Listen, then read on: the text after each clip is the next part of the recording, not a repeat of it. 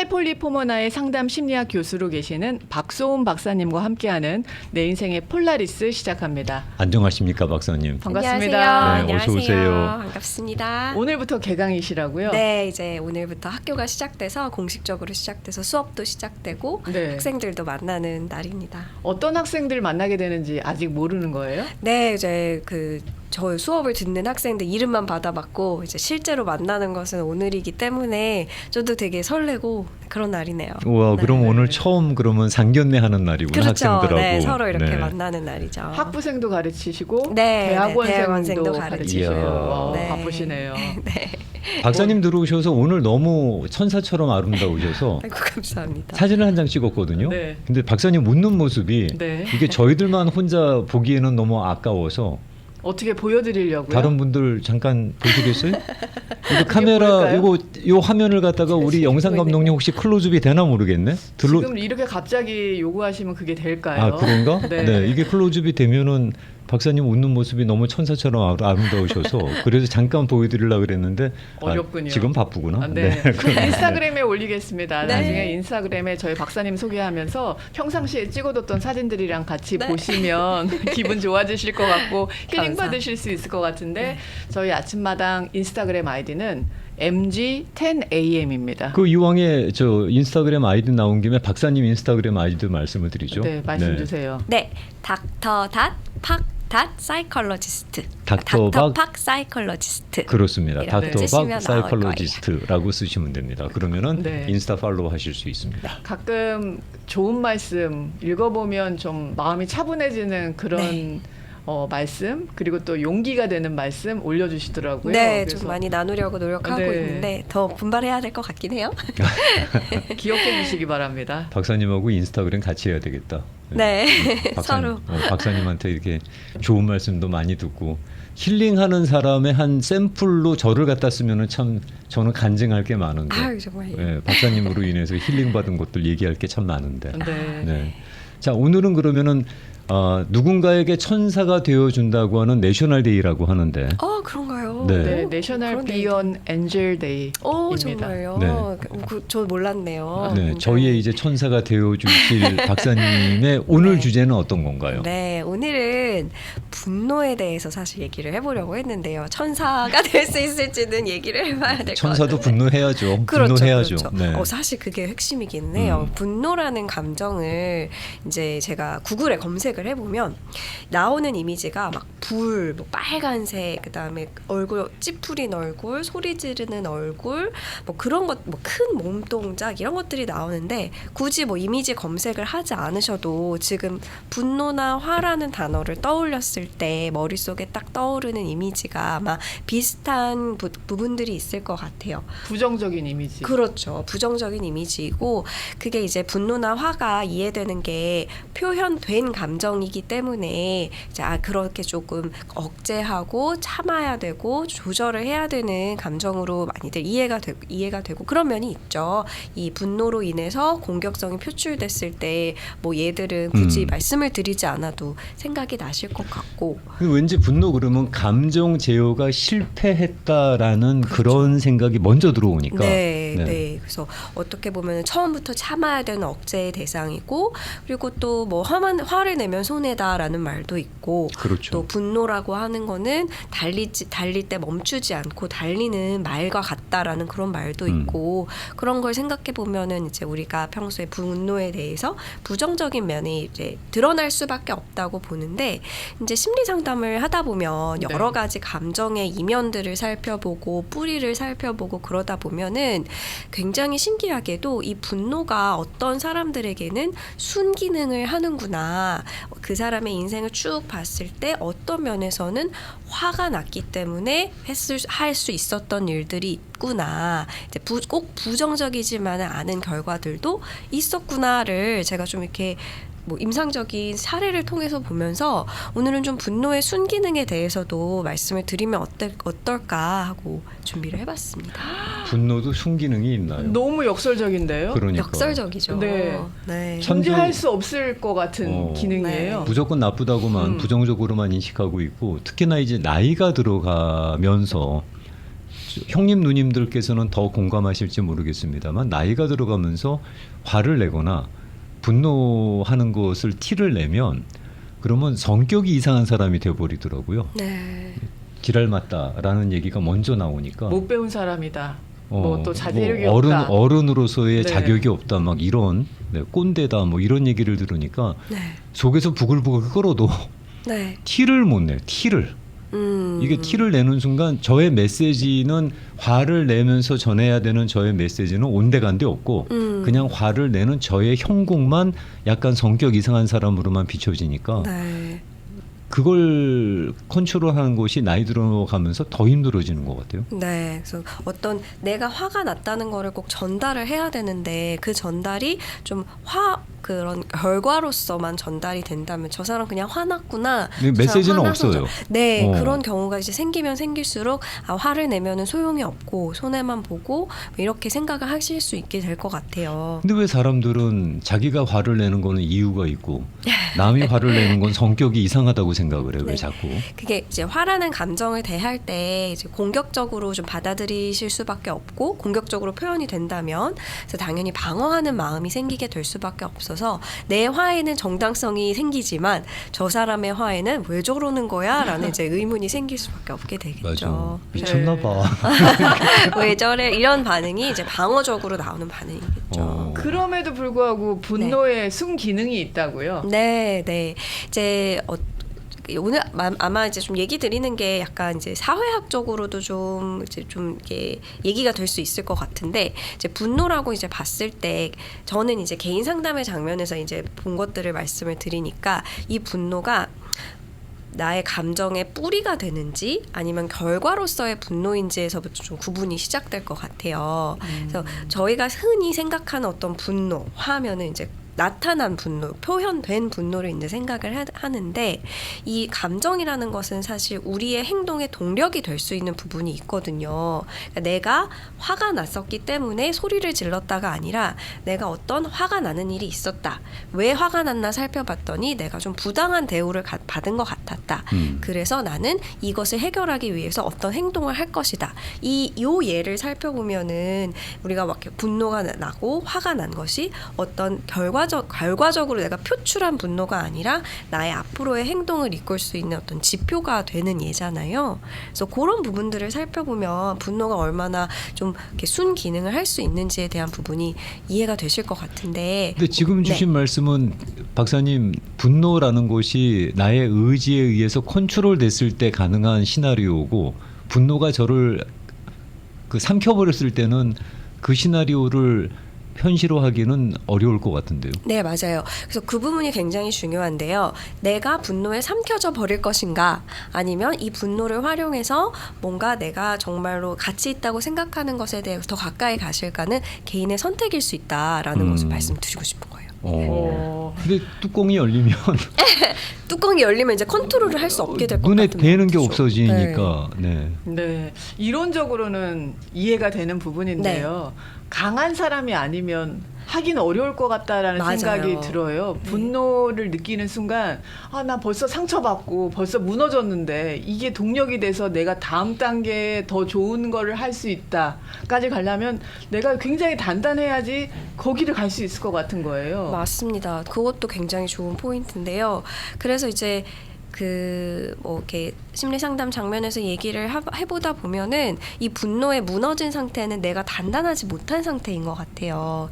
말씀하신 것처럼 내면에 단단함이 생기고 강함이 생기면 이 분노를 조금 이제 자제한다기보다는 조금 돌아볼 수 있는 그런 힘이 생기게 되는데 그렇지 않기 때문에 내가 이제 무너지게 되면은 바로 이제 뚜껑이 열리고 표출이 되고 끌어오르게 되고 폭발하게 되고 이렇게 가는 순서가 굉장히 빨라질 수밖에 없을 것 같아요. 네. 그럼 말씀 주신 내용은 분노 자체의 감정은 나쁜 감정이라고 볼 수는 없다는 결론인가요? 네, 맞습니다. 분노는 우리가 이제 인간으로 이제 진화 심리학적인 관점에서도 봤을 때 분노는 인간의 생존을 위해서 굉장히 필요했던 어떤 뇌의 부분을 담당을 하고 있습니다. 진짜. 네, 그래서 이 사람을 내 자신을 지켜야 되고 보호를 해야 될 때에 어떤 공격성을 담당하는 뇌 부분과 이 분노라는 감정이 관계가 있기 때문에 때문에 나라는 자신을 좀 이렇게 보호하기 위한 감정이라고 생각을 해보시면 그 감정 자체에는 잘못된 것이 없다라는 게 이해가 되실 거예요. 네. 그런데 이제 그 분노를 늦추고 좀 돌아보고 이런 거 없이 폭발이 될 수밖에 없기 때문에 말씀하셨던 어떤 내면의 어떤 단단함이 없게 되면은 그게 바로 이제 표현이 되는 거죠. 이제 뚜껑이 열리고 끓어오르고 그렇게 되면은 이제 분노를 저희가 흔히 생각하는 어떤 표출된 분노, 표현된 분노, 아까 말씀하신 부정적 이미지의 분노로 우리가 생각을 할 수밖에 없고 상대방은 그것으로부터 또 자기 자신도 지켜야 하기 때문에 방어해야죠. 방어해야 되기 때문에 누군가가 화내는 장면을 보면은 이제 방어적으로 나올 수밖에 없는. 말씀하세요. 주시는 먼저. 말씀을 들으면서 제가 제 살아온 인생 동안에 분노가 나를 키운 적이 있었나? 네, 좋은 질문 분노가 같아요. 나한테 네. 긍정적인 결과를 가져왔던 기억이 있었나 하고 찾아봤는데 일도 없네요. 다 화내고 난 다음에 후회되는 일만 있었고 분노하고 난 다음에 끝이 안 좋았던 기억이 그런 기억은 있는 것 같아요. 너무 화가 나고 분노가 나서 그것이 저한테 어떤 일을 하게 하는 모티베이션이 됐던 적은 있는 것 같아요. 네. 그래서 그 일을 결과물을 그래 한번 보여줄게 하는 식으로 만들어내긴 했지만 네. 그러기까지는 제가 너무 많이 다쳤던 것 같다라는 기억이 있거든요. 네. 그렇게까지 안 했어도 되는데 하는. 네. 말씀을 주시니까 제일 먼저 든 생각은 이제 내가 화를 표현하는 방식에 대해서 일단 배우는 기회가 잘 없고 또 보고 배우고 이제 잘할 때 보면서 배운 것으로 이제 표출이 나도 그거를 이제 습득을 해서 표출이 되는 경우가 있기 때문에 이제 배우는 기회가 없고 내가 본 게 그냥 표출만 하는 거라면 그렇죠. 그렇게 화를 낼 수밖에 그렇죠. 없고 이제 그러다 보면은 이제 이 화를 내가 냈을 때 내가 좀 도가 지나쳤다라고 생각하면 수치심이 따르기 때문에 아마 분노와 관련된 기억들은 그 좀 후회와 수치심으로도 연결되는 분들이 많으실 것 같아요. 네. 또 말씀을 주셨을 때 제가 생각났던 부분이 그 나의 어떤 모티베이션이 된 기억들이 좀 있다라고 말씀을 해주셨는데 제가 이제 이전에 지도하던 학생이 저 이런 거 연구해보고 싶어요 하고 들고 왔던 주제가 분노가 그러니까 앵거가 영어로 이제 앵거죠. 화가 학생들의 학습 동기에 미치는 영향에 대해서 이제 좀 공부를 해보고 싶은데 그래서 제가 물어봤어요. 어떻게 그렇게 그런 주제를 생각하게 됐니? 그렇죠. 이 친구는 이제 이민자의 이제 자녀였고 부모님이 이민자였고 어떤 이제 사회적으로 좀 억압을 받았던 기억들, 차별을 받았던 기억들 속에서 이제 자라다가 내가 공부를 해서 좀 이런 것들을 좀 내 스스로 힘을 얻어야겠다 이 사회 안에서. 그래서 자기 자신을 돌아봤더니 분명히 나의 분노가 나의 어떤 학업 동기에 미친 영향이 있었다고. 그래서 이런 경험들을 나와 비슷한 친구들도 하는지 이런 것들을 좀 연구해보고 싶다라는 말을 했었거든요. 제가 얼마나 기특했는지 몰라요. 네. 그래서 그런 부분들을 생각해 보면은 이제 어떤 이제 경험적으로 일상적으로 우리가 생각했을 때 분노가 동기가 될 수 있겠구나라는 부분이 이해가 되실 것 같아요. 그 학생한테는 연방 정부가 연구 기금 줘야 될 것 같은데. 네. 이야, 어떻게 그런 발상을 했다는 것 자체가 기특하네요. 네. 자기 자신을 성찰하고 그걸 또 연구 주제로 승화한 게 저는 참 정말 대단하더라고요. 이야. 근데 그 부분에 대해서는 공감하는 바가 큽니다. 사실 우리들이 티를 내느냐 티를 안 내느냐, 안에서 감당을 하느냐 감당을 못 하느냐의 정도의 차이는 있겠습니다만 사실 여기서 살면서 그런 분노 비스무리한 감정을 늘 안고 사는 거는 사실이거든요. 네. 무언가가 이제 내가 어떤 나에게 힘이 약하다는 느낌을 느꼈을 때, 그리고 그것을 내가 어떻게 할 수 없었다고 어떤 무력감을 느꼈을 때 그것이 이제 분노로 연결될 수 있고, 그래서 그 분노로 연결이 됐을 때 내가 주저앉을 것인지 아니면 어떤 식으로 목소리를 낼 것인지도 개인의 선택이 있겠죠. 이거는 약간 조심스러운 접근 방법이긴 합니다만은 예전에 우리가 1992년에 4월을 지나고 난 다음에 얼마나 많은 분들이 우리가 처한 현실에 대해서 분노를 느꼈어요. 그 분노가 10만 평화 대행진이라고 하는 결과물로 나왔고 그때 그 분노가 결국은 한인들의 정치력을 신장시키는 계기가 됐던 기억이 있거든요. 네, 네. 커뮤니티 차원에서도 어떻게 보게 되면은 그런 기억과 분노의 경험이 우리로 하여금 한 번 더 업그레이드 시키는 계기가 됐던 것도 같아요. 네. 뭐 그런 의미에서 분석을 해보자 그러면. 네, 네. 네.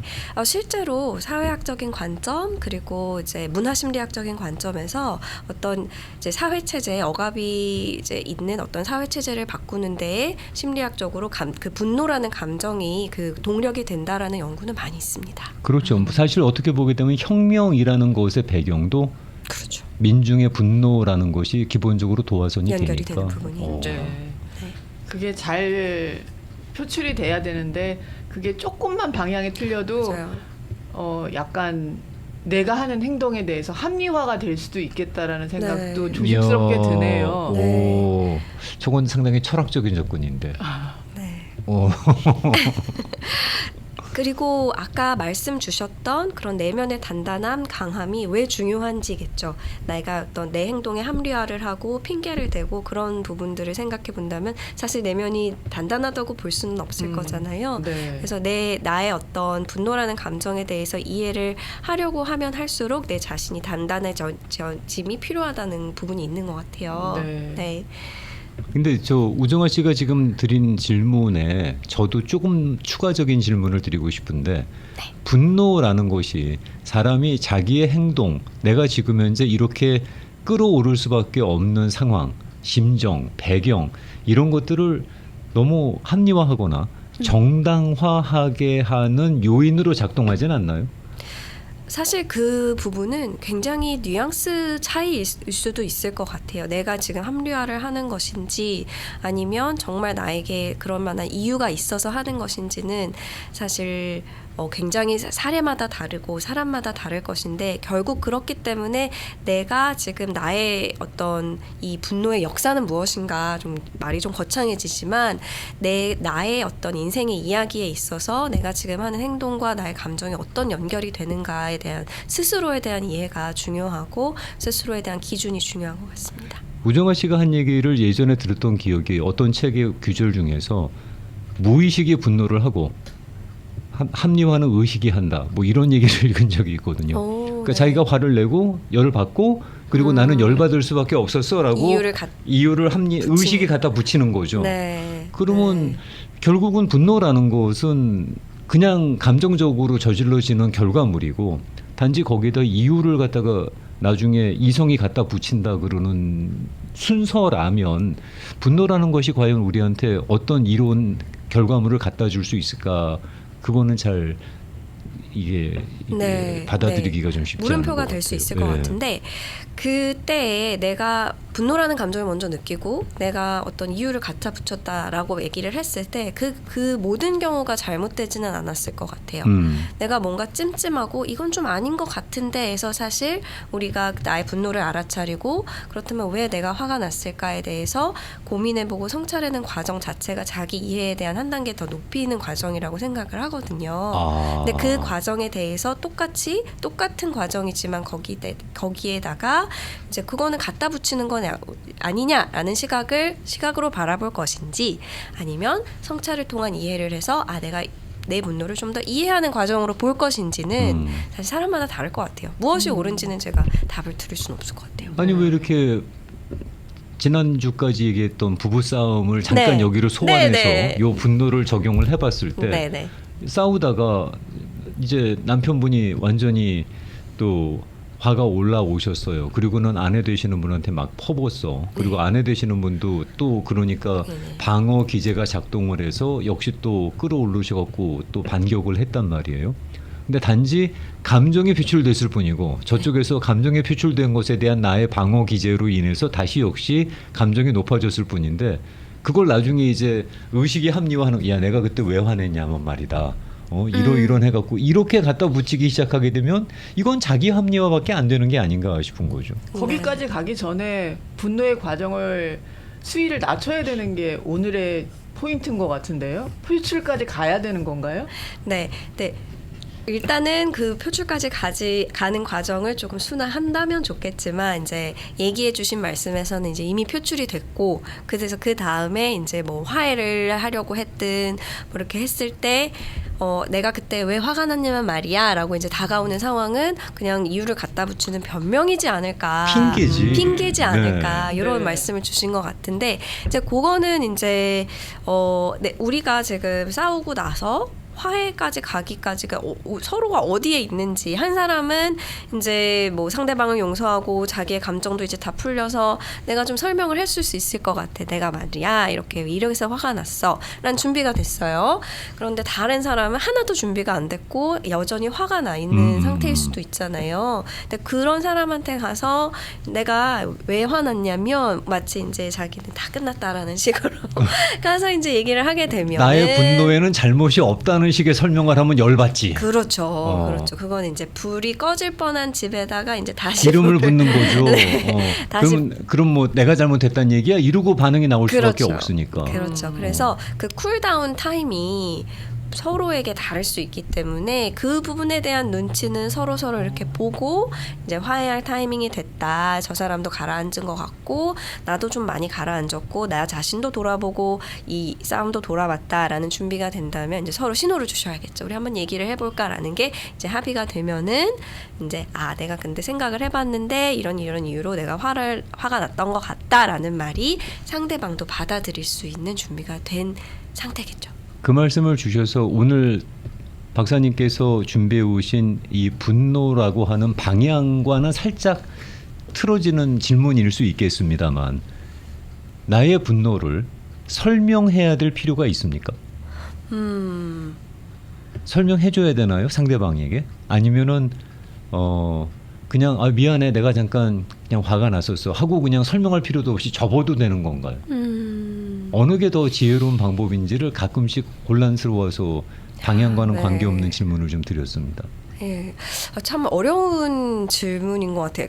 그러니까 질문이 대답을 드리기가 어렵다고 생각되는 부분이 뭐냐면 사람마다 어떤 경우에는 그 설명을 필요로 하는 사람이 있는 것 같아요. 내가 상대방이 어떤 행동을 했을 때 내가 저 행동이 어디서 나왔는지 이해를 해야 화해의 길로 접어드는 어떤 그런 이제 부부관계나 연인관계가 있는가 하면은 일단 감정이 해소됐으면은 우리 둘 다 좋아 됐어 그래, 괜찮아 그거를 같이 뭐 그럴 수도 얘기해. 있지 뭐. 네.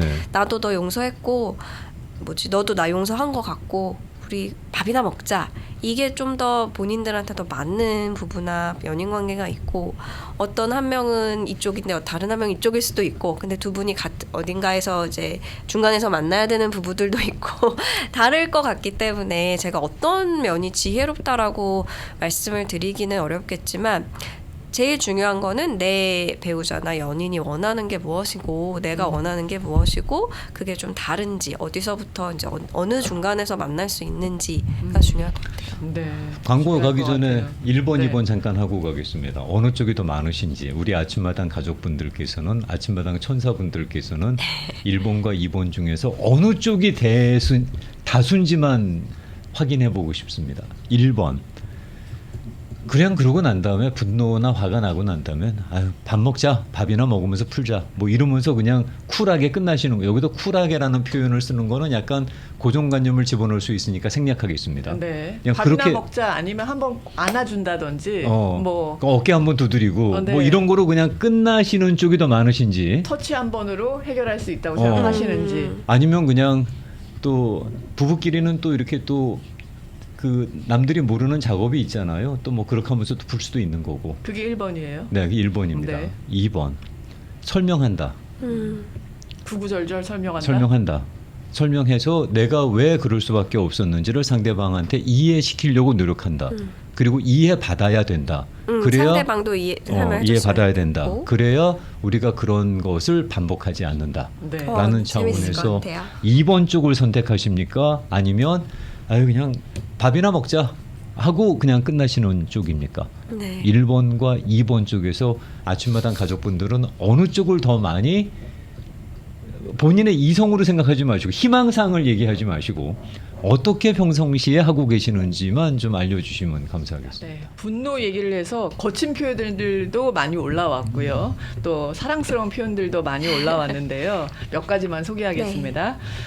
분노는 좋은 거죠. 상황에 따라서 나를 위한 분노, 모두를 위한 분노, 그리고 이유 여하를 불문하고 가족을 위한 분노라면 좋은 걸 수도 있습니다라고 하셨고요. 그리고 분노는 저절로 사라집니다. 해결하는 게 뭔지는 몰라도 세상에는 해결하는 것이 존재하지 않듯이 분노를 안고 살 수 없기에 내 자신이 나에게 거래를 해서 없애버리죠. 이야, 네. 선생님 어떤 거래세요? 어떤 거래를 하셔요? 방법 좀 알려주세요. 어떤 거래신지. 매너 없는 사람에 의한 분노는 팩폭과 함께 속된 말로 조져야 합니다. 대화를 하다 보면 이 사람은 내 말을 전혀 듣지 않는구나 라는 분노는 네. 그냥 자리를 뜨게 만듭니다. 그냥 떠나야 합니다. 라고 하시고요.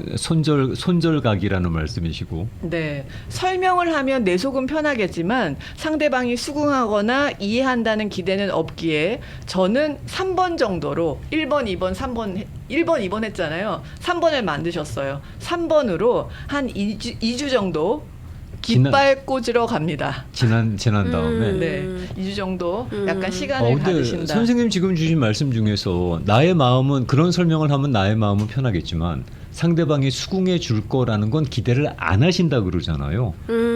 네. 그 기대를 안 하신다는 그 말씀이 상당히 삶의 경험이 지혜가 느껴져요. 풍부하신 분이다라는 인상을 받았습니다. 천사의 입장이 된 저의 의견은 나중에 용서해, 이해해줘, 사랑해, 외식하자 이런 걸로 마무리하고 있습니다. 라고 하셨고요. 네. 그리고 순기능에 대한 얘기를 했잖아요. 분노의 순기능. 네. 이번에 어떤 종목에서 금메달을 딴 올림픽 선수는 그 분노로 금메달을 땄다라고 네. 얘기를 하기도 네. 했습니다. 그렇죠. 또 그런 이해를 맞아요. 도와주셨어요. 스토리가 있었죠. 네. 네. 그래서 오늘 잠깐 1번, 2번 조사한 바로는 네. 아침마당 가족분들 1번 60%입니다. 오, 네. 그러면 일단 과반은 넘으셨네. 넘었네. 그냥 우리 외식하자, 네. 밥 먹자, 아니면 네. 뭐 한번 안아준다든지 네. 그렇게 좀 자연스럽게 넘어가는 게 1번 네. 60% 나왔고요. 2번이 40%. 어떤 제스처만으로도 네. 저쪽에서 왜 저런 제스처를 취하는지를 이해해 주시는 분들이 계시다는 거죠. 그렇죠. 그게 어떻게 보면은 두 사람 간에 쌓여온 신뢰에서 이제 우리는 이거를 하면 우리는 마음이 서로 풀린 거고 어떻게 보면 화해의 상징이 될 수 있는 거죠. 그래서 그런 게 이제 있었을 때 마음이 서로 가라앉으면서 설명이 더 이상 필요 없게 되는 경우들도 있을 것 같다는 이해가 좀 되네요. 제 아는 친구는 부부싸움 하고 나면은 그러니까 그런 분노로 상대방에게 기분이 언짢아지면은 자기들끼리 하는 암호가 있답니다. 네. 풀자 이제 할 때 삼계탕 먹으러 가자. 네네. 그게 자기들끼리 암호래요. 네. 그래서 가장 좋아하시는 메뉴인가 봐요. 화났으니까 몸보신해야 된다고 삼계탕 먹으러 가자 그러면 그게 이제 서로 우리 그만하고 기분 풀자라는 그런 네. 사인이라 그러더라고요. 네. 네. 분노에 대한 순기능에 대해서 좀 새로운 접근을 해봤는데요. 네. 해보고 있고요. 네. 근데 그 분노의 순기능으로 어떤 성과를 낼 수 있으면 그 네. 성과를 위한 동력이 될 수 있으면 그거는 이제 겉으로 보이는 모습인데요. 분노의 감정이 있고 그 성과까지 가기 전에 내 속은 굉장히 시끄러웠을 거 맞아요. 아니겠어요? 그 시끄러운 그 감정 상태의 순기능도 있을까요? 네. 네. 그 질문을 주시는 거를 봤을 때 이게 분노가 되게 과정이라고 이제 얘기를 해주시는 건데 저는 그렇다고 생각을 해요. 분노가 그냥 바로 폭발하는 것이 아니라 그 부분을 이해하고 왜 그러는지 돌아보고 이런 것들이 다 이제 필요하다고 생각을 하는데 제가 사실 오늘 이 주제를 준비를 하면서 왜 그런 해야겠다는 생각이 들었냐면은 이제 심리 상담에서 만나시는 분들 중에서 이제 오랫동안 그 굉장히 친밀했던 관계에서 정서적으로, 정신적으로, 신체적으로 이제 학대를 당하신 분들도 이제 상담을 많이 받으러 오시는데 그런 관계에서 오는 트라우마를 겪었을 때 거기서 벗어나는 게 굉장히 힘들거든요. 근데 뭐 영화나 드라마를 통해서나 아니면 주변의 이야기를 통해서 들어보신 분들도 있겠지만 거기서 이제 그 오랫동안 학대로 이어져 온 관계에서 벗어나는 거는 이제 학대를 당한 사람의 입장에서는 정말 세상을 깨고 나오는 수준의 용기가 필요한데 그런 어떤 용기를 가능하게 하는 힘이 저는 이제 분노라고 생각이 들어서 이제 이번 주제를 준비를 하게 됐어요. 나를 정말 땅끝까지 억누르는 힘에 대해서 내가 저항할 수 있는 힘은 그 분노에서 이렇게 출발을 해서 내가 그래서 이제 말씀하신 것처럼 그게 얼마나 속이 시끄럽겠어요. 네. 그 부분을 깨닫고 아 내가 이런 관계에서 있었구나. 나에게 용기가 필요하고 여기서 벗어나야겠구나 하는 과정이 얼마나 정말 힘들겠지만 그래도 그 분노로 인해서 그걸 깨고 나오는 것이 이제 그 개인이 할 수 있는 가장 큰 용기이기 때문에 이제 분노에도 순기능이 있고 나의 분노에도 어떤 동력이 될 수 있는 기회를 줘야 된다라는 메시지를 조금 드리고 싶었습니다. 박사님 마무리를 이런 질문에 대한 답변으로 하면 어떨까라는 생각이 들어서 네, 네. 여쭤봅니다. 네. 나의 화와 나의 분노를 이해해야 비로소 남의 화와 남의 분노도 이해할 수 있는 준비가 된다고 생각을 합니다. 하지만 우리는 나의 화와 분노를 부정적으로만 인식하다 보니 네. 정면으로 마주 보려고 그러지를 않잖아요. 네. 일부러 외면하려고 그러고 피하려고 그럽니다. 그랬을 때 실제로 나의 화와 분노를 정말 정면으로 들여다볼 수 있을 때 비로소 상대방의 분노를 이해할 수 있을 거라고 생각하는데 그게 분노의 순기능으로 작동할 수 있다고 생각하십니까? 네, 동의합니다. 지금 말씀하신 그대로 그 분노가 순기능으로 나아가는 과정이라고 생각을 하고요.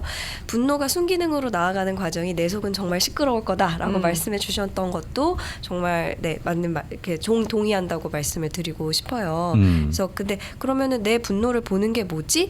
그거는 어떻게 하는 거지 궁금해지실 텐데 일단은 그 과정은 모두 다 다를 수 있지만 내가 화난 모습을 보는 거 굉장히 부끄럽거든요.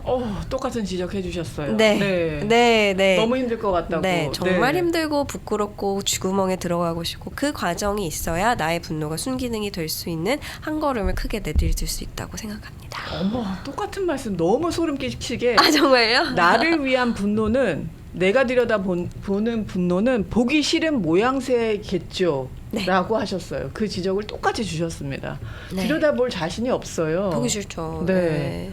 우리가 왜 자기가 화를 내는 모습을 객관적으로 볼 수 있는 기회가 없으시잖아요. 네. 다른 모습은 셀피라 그래서 막 이렇게 예쁜 모습 예쁘게 찍고 꾸며주고. 이러지만 네. 화를 내는 모습을 우리가 영상이나 뭐 사진으로 찍어서 본 적이 없죠. 네. CCTV로 볼 기회가 한 번 있었거든요. 제가 화내는 장면을. 네네네. 저게 정말 나야? 라는 생각이 들 정도로 다시는 안 보고 싶은. 네. 그러다 보니 화나 분노에 대해서는 그냥 참는 걸로만 자꾸 적응을 하고 있는 것 같은데 네. 분노의 순기능이라고 말씀을 하시니까 너무 그거를 갖다가 그렇게만 바라볼 일은 아니구나라는 또 생각을 하게 됐습니다. 네. 박사님 오늘 등장하시고 난 다음에 바로 청취자분들께서 어떤 반응을 주셨냐면요. 어머 박사님 대학 개강하신 날이라서인지 오늘 박사님 분위기 강의를 듣는 제자 대학 학생들보다 훨씬 더 어려 보이고 청초하십니다. 이건 뭐 학부 대학생 같아요. 아이고 감사합니다. 그러시면서 이런 부탁을 하셨습니다. 젊어 보이는 어려지는 비법 좀 알려주세요. 네. 다음 주 주제를 이렇게 주시니까 감사한데요.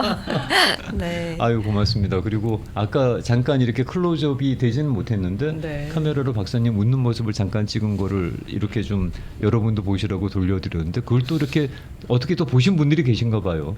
그러니까 뭐 박사님 웃는 모습 우와 막 그러면서 엄지척 올려주시고 엄청 예쁘세요라고 올려주신 분들 고맙습니다. 박사님이 전해주시는 메시지가 더 예쁘고 귀합니다. 네. 아마 다 들으셨을 거라고 믿습니다. 네. 다시 한번 오늘 또 저희한테 분노에 대한 얘기를 갖다가 한 번 더 들여다볼 수 있는 기회 주셔서 감사하고요. 오늘 학생들하고 상견례가 있는 첫 강의 날인데 잘 마무리하시고 네, 감사합니다. 그리고 다음 주에 뵙고 인사드리겠습니다. 고맙습니다. 감사합니다. 지금까지 박소은 박사님과 함께했습니다.